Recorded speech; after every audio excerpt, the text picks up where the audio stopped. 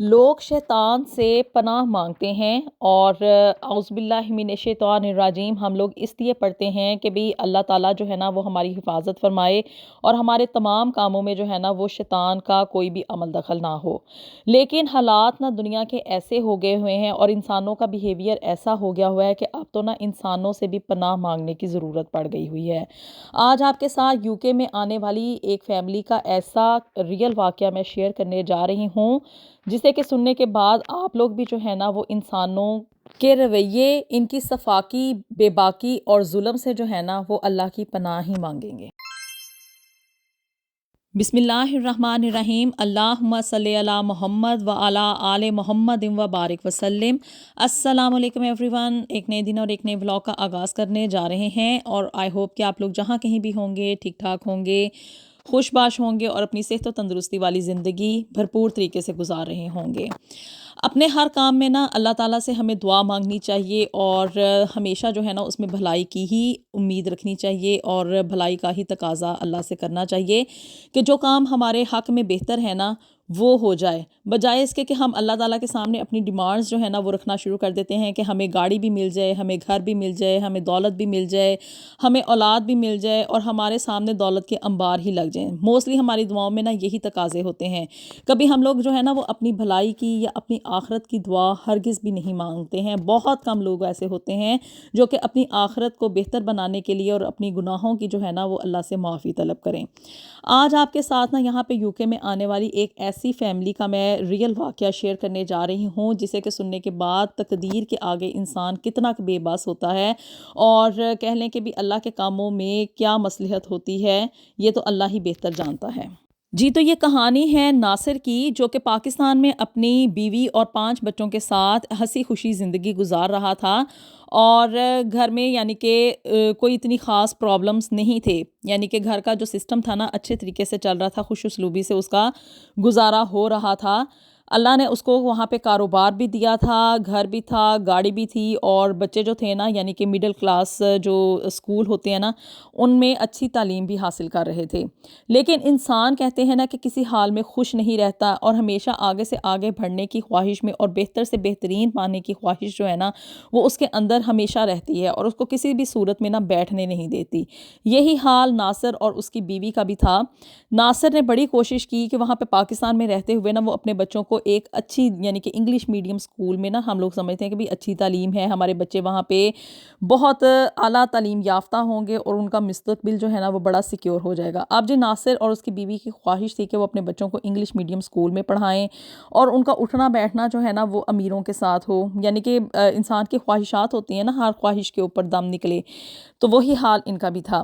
अब जी नासिर ना वहाँ पे पाकिस्तान के हालात से बहुत तंग था क्योंकि आपको पता है कि पाकिस्तान के जिस तरह के हालात हैं, मेहनत ज़्यादा करनी पड़ती है, आई एक्सेप्ट इट और उसका आउटपुट यानी कि जो इनकम है ना वो उतनी ज़्यादा जनरेट नहीं होती जितनी कि यहाँ पे इन कंट्रीज़ में होती है। अब जी नासिर ने ना बड़ी कोशिश की और कर करा के ना उसने यहाँ पे वर्क परमिट ले लिया यूके का। अब जी जब यहाँ आप यहाँ पे ना वर्क परमिट बाय करते हैं ना किसी भी कंपनी से, तो उस वर्क परमिट का ये सिनेरियो होता है कि आपने ना यहाँ पे यूके में आने के बाद सिर्फ उसी कंपनी के साथ जो है ना वो काम करना है। आपको कहीं पे भी और काम नहीं मिलेगा और ना ही आप कहीं और से जो है ना वो पैसा कमा सकते हैं या जनरेट कर सकते हैं। अब जी नासिर ने ना वहाँ पे अपना घर और अपना कारोबार, गाड़ी यानी कि सब कुछ जो भी अल्लाह ने उसको वहाँ पे नेमतें अता की हुई थी ना वो सब कुछ उसने बेची और इस ख्वाहिश में कि हमारी सारी की सारी फैमिली ना बाहर यूके में चली जाएगी, वहाँ पे अच्छा हमारा स्टेटस हो जाएगा, हमें जो है वो एक ज़िंदगी अच्छी गुजारने का ना मौका मिलेगा। उसने अपना वो सारा कुछ सेल किया और वो वर्क परमिट उसने बाय किया। साथ ही साथ उसने वीज़ा की जो फ़ीसेस थी और बाकी के जितने भी अखराजात थे ना वो सारे के सारे उसने वहीं पे ही भरे। अब जी तकरीबन ना कर करा के 5 बच्चे थे और ख़ुद वो 2 मियाँ बीवी यानी कि 7 उसको ना वीज़ास चाहिए थे। ख़ुद वो मेन एप्लीकेंट था यानी कि वर्क परमिट उसने अपने नाम पे लिया था और बाकी के जितने भी उसकी बीवी और 5 बच्चे जो थे ना उसके डिपेंडेंट के तौर पे यहाँ पे यूके में आने थे। तकरीबन कर करा के जो था ना पाकिस्तानी 2 करोड़ से भी ज़्यादा का खर्चा ना उसका इस सारे काम के ऊपर आया। यानी कि पहले उसने वर्क परमिट बाय किया, यहाँ पे तकरीबन 15 से 20 या 25,000 पाउंड में ना आपको वर्क परमिट मिलता है और फिर उसके बाद वीज़ा की फ़ीसिस अप्लाई करना, इतने सारे उसके डिपेंडेंट्स थे ये सारे काम उसने करने कराने में ना उसका सारा जो खर्चा आया ना वो तकरीबन 2 करोड़ प्लस था। अब चूँकि उसने अपना सारा कुछ जो था ना वो दाँव पे इसलिए लगा लिया था, इंसान जुआ उसी सूरत में खेलता है ना जबकि उसको इस चीज़ का पता हो, ये वो ड्रीमिंग करना शुरू कर देता है कि भी मैंने जो फ़ैसला किया है ना उसके अच्छे ही जो है ना वो आउटपुट्स निकलेंगे। उसे ये था कि मैं यहाँ पे यूके में चला जाऊँगा, वर्क परमिट मुझे मिल गया है, उधर जाके मैंने काम शुरू कर देना है और बीवी और बच्चे मेरे साथ होंगे, बच्चों की वहाँ पे एजुकेशन ऑलमोस्ट फ्री है। ये कहने की ही बात होती है कि यहाँ पे एजुकेशन ऑलमोस्ट फ्री है ना, अखराजात होते हैं। तो उसे ये था कि भी बच्चे वहाँ पे अच्छी तालीम हासिल करेंगे, इंग्लिश स्कूलों में जाएँगे, इंग्लिश बोलेंगे और इंग्लिश माहौल में हम लोग रहेंगे। तो उसकी वजह से क्या है कि हमारी ज़िंदगियाँ भी आसान हो जाएँगी, पाउंड्स आने शुरू हो जाएँगे, रुपए पैसे की कोई कमी नहीं रहेगी, हम लोगों का स्टेटस अच्छा हो जाएगा। अब ये तो वो सुहाने ख्वाब थे ना जो कि नासिर और उसकी बीवी ने अपनी आँखों में सजाए थे। अब उनको ग्राउंड रियलिटी का पता नहीं था कि यहाँ पे यूके में आने के बाद ना उनके साथ क्या बीतनी है या उनकी तकदीर में ऐसा कौन-सा बुरा काम है जो कि होने जा रहा है। अब जी नासिर अपनी पूरी फैमिली के साथ बड़ी हँसी-खुशी यहाँ पे यूके में आ गया और यूके में आने के बाद सबसे पहले जो उन लोगों का टारगेट था ना वो ये था कि भई यहाँ पे रहने के लिए उनको कोई रिहाइश चाहिए थी। पहली रात जो थी ना उन्होंने होटल में गुज़ारी और फिर उसके बाद कर करा के ना उन लोगों ने एक घर यहाँ पे किराए पे ले लिया। और उसके बाद जो नेक्स्ट स्टेप था ना वो ये था कि जहाँ का उसको वर्क परमिट मिला था ना अब उसने वहाँ पे जाके अपनी जॉब जो थी ना उसे स्टार्ट करना था, यानी कि बताना था कि भी मैं अब यहाँ पे आ चुका हूँ, तो अब मेरा आप बताएं कि भी कहाँ से और किस वक्त जो है ना वो स्केजुअल स्टार्ट होगा। इंसान सोचता कुछ और है और होता कुछ और है। और जब नासिर ना वहाँ पे उस कंपनी के पास गया कि भी मेरा आपके साथ वर्क परमिट है और आप लोग अब मुझे बताएं कि मैंने अब काम पे कब से आना है, तो उस कंपनी ने ना उसको बताया कि ये जो वर्क परमिट है ना ये उनके नाम पे तो ज़रूर है लेकिन उन लोगों को इस चीज़ का बिल्कुल भी अंदाज़ा नहीं है कि भी ये किस तरह से और किस तरह वक़्त और किस मतलब सिनेरियो में जो है ना ये वर्क परमिट अलाउ किया गया है। यानी कि कंपनी ने उस वर्क परमिट को ना एक्सेप्ट करने से इनकार कर दिया और उन्होंने उसको बोगस करार दे दिया। यानी कि वो जो वर्क परमिट वहाँ पे एजेंट ने उसको लेके दिया था ना, कंपनी उसी का नाम यूज़ किया गया था, लेकिन वो सारी चीज़ें जो थी ना वो कंपनी के रिकॉर्ड में नहीं थी और उस वर्क परमिट का ना यहाँ पे ग्राउंड रियलिटी में कोई भी एग्जिस्टेंस नहीं था। मींस के वो वर्क परमिट जो था ना वो बोगस था, 2 नंबर था। अब जी नासिर बहुत ज़्यादा परेशान हुआ कि भी इतने सारे मैंने पैसे लगाए हैं और वर्क परमिट हासिल किया। मुझे तो ये था कि भी यहाँ पे आने के बाद जो है ना मैं इस कंपनी में जाके अब अपनी जॉब स्टार्ट कर दूँगा और यहाँ पे तो ये लोग मुझे रखने से इनकार कर रहे हैं। मैं अब यहाँ पे किस तरह से पैसा कमाऊँगा? ये चीज़ जो थी ना वो नासिर के लिए बहुत ज़्यादा दुःख का बाइस बनी और वो बहुत ज़्यादा परेशान हुआ। ख़ैर वो घर पहुँचा, अपनी बीवी के साथ उसने सारी बात डिस्कस की। दोनों बहुत ज़्यादा परेशान हुए और उनको ये था कि भी अब हम यहाँ पे क्या करेंगे? अब जी उन्होंने उस एजेंट को ट्रेस करना शुरू किया जिसके ज़रिए उन्होंने ये वर्क परमिट हासिल किया था और यहाँ का वीज़ा लगवाया था।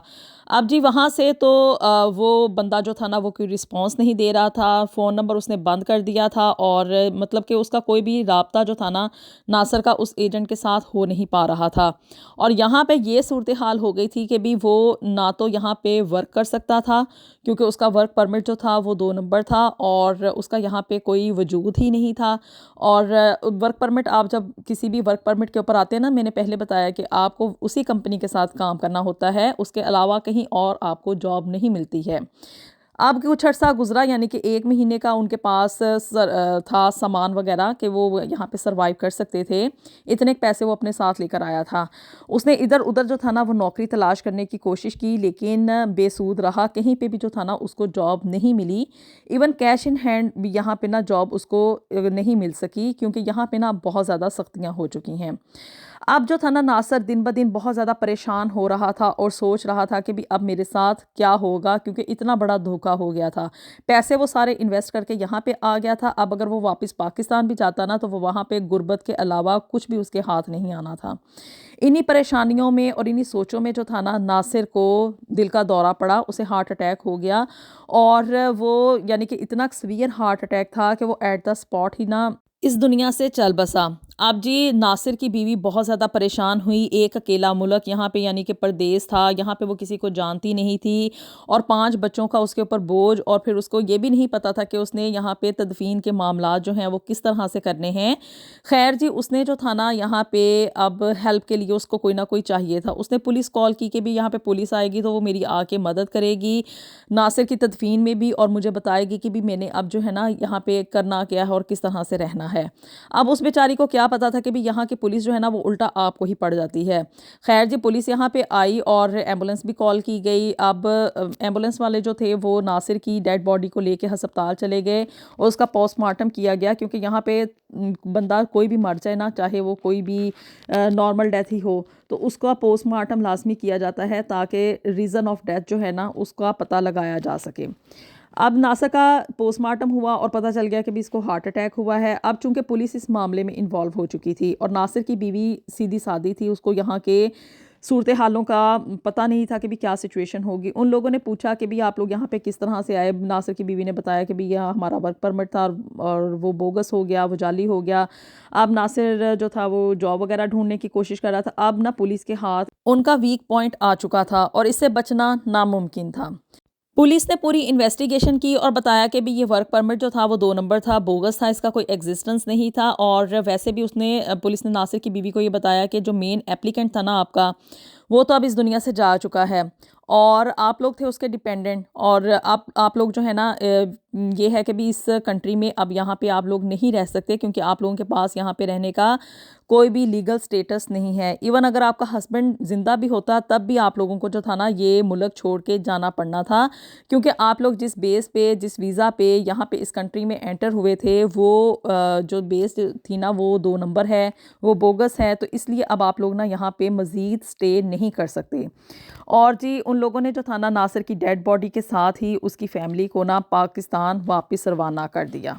उसकी बीवी ने बहुत ज़्यादा उन लोगों को समझाने की कोशिश की, बहुत ज़्यादा उनके कहने के भी तरले मिन्नतें डाले कि भी मैं वहाँ पे जाके किस तरह से सर्वाइव करूँगी, आप लोगों की बड़ी मेहरबानी होगी, मुझे यहाँ पे इस मुल्क में रहने दें, मैं खुद से जो है ना वो जॉब करके कोई ना कोई सदेबाप कर लूँगी, मैं आप लोगों के ऊपर बोझ नहीं बनूँगी। लेकिन अब यहाँ की पुलिस को कौन समझाए और यहाँ के कानून के सामने कौन खड़ा हो सकता है। उन लोगों ने उनको जो था ना वो पाकिस्तान ज़बरदस्ती भेज दिया, यानी कि एक तरह से उसकी फैमिली को जो था ना वो डिपोर्ट ही किया गया था यहाँ से। और उसकी बीवी खैर अब पाकिस्तान आई। नासिर का जो था ना उन्होंने तदफीन वगैरह की, जनाजा वगैरह पढ़ाया गया और उसके बाद यकीन माने आप लोग, उसकी बीवी ने ना पाकिस्तान में रहते हुए बड़ी ही मुश्किल के साथ किराए के घर में रह के और अपने बच्चों की जिस तरह से परवरिश की, उनकी देखभाल की, उनको लुक आफ्टर किया ना, ये सिर्फ वही औरत जानती है। ज़्यादा की ख्वाहिश में ना इंसान अपने हाथ से वो कुछ भी गवा बैठता है जो कि उसके पास पहले से मौजूद होता है। वो सारी ज़िंदगी इसी चीज़ का मलाल करती रही कि हम लोगों ने इतना ढेर सारा पैसा जो था वो खर्च किया, 2 करोड़ का मतलब इन्वेस्टमेंट की, लेकिन फिर भी हमारे हाथ ना आ जाके कुछ भी नहीं आया। बल्कि जो हमारे हालात पहले थे ना वो फिर भी आसान थे, अब तो उससे भी ज़्यादा बदतर हो चुके हैं। यहाँ पे इस तरह से होता है यूके में, मतलब कि ये लोग किसी की नहीं सुनते हैं और धोखे भी होते हैं यहाँ पे लोगों के साथ। तो यहाँ पे एक रिक्वेस्ट है उन सब लोगों से जो कि अपना सारा कुछ बेच बाच के, अपने माँ बाप की मेहनत की कमाई जो है ना उसको बेच के यहाँ पे इन कंट्रीज़ में आते हैं। लेकिन आप लोगों को इस चीज़ की क्या श्योरिटी है कि यहाँ पे आके एक बेहतर लाइफ जो है वो ही आपका इंतज़ार कर रही होगी और आपके हालात जो हैं वो पहले की निस्बत अच्छे हो जाएंगे। तो अपनी ज़िंदगी के अगर आप इतने एक बड़े डिसीजंस लेने जा रहे हैं ना, तो यकीन माने बड़ी ही सोच समझ के और बड़ी ही अक्लमंदी के साथ लें, कहीं ये ना हो कि आपको लेने के देने ही पड़ जाएं। आप लोगों की इस बारे में क्या राय है? अपनी राय से मुझे ज़रूर आगाह कीजिएगा। वीडियो पसंद आई हो तो इसको लाजमी लाइक एंड शेयर भी कर दें और जी मेरे चैनल को भी जल्दी से सब्सक्राइब कर दें। मिलेंगे आपसे नेक्स्ट वीडियो में with something new and something very interesting. Until then, अल्लाह हाफिज़।